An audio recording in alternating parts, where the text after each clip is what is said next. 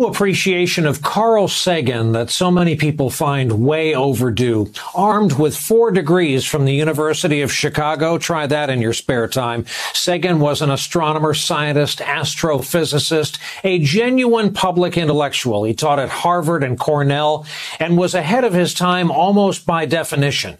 Jason Johnson called our attention to this clip on social media today. Here is Carl Segan on Johnny Carson calling out a new movie called Star Wars for its faulty assumptions and lack of diversity.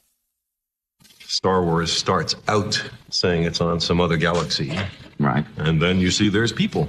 And starting in scene 1, there's a problem because human beings are the result of a unique evolutionary sequence based upon so many individually unlikely random events on the Earth.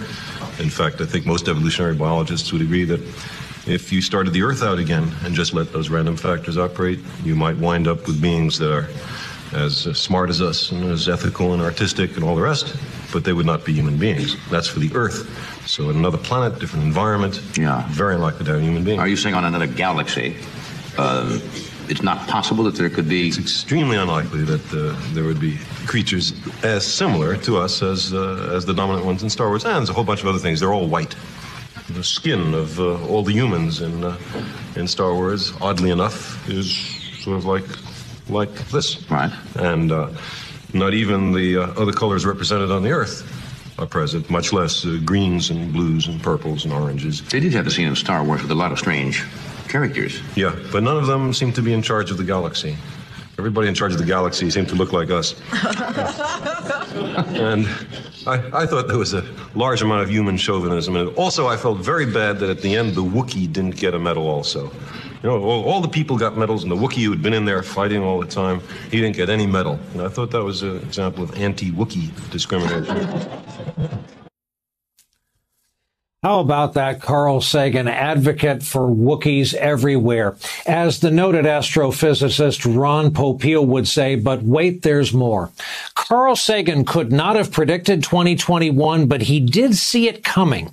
He wrote the following back in 1995, and we quote, "I have a foreboding of an America in my children's or grandchildren's time when the United States is a service and information economy, when nearly all the manufacturing industries have slipped away to other countries, when awesome technological powers are in the hands of a very few, and no one representing the public interest can even grasp the issues, when the people have lost the ability to set their own agendas or knowledgeably question those in authority, when, clutching our crystals and nervously consulting our horoscopes, our critical faculties in decline, unable to distinguish between what feels good and what's true, we slide almost without noticing back into superstition and darkness.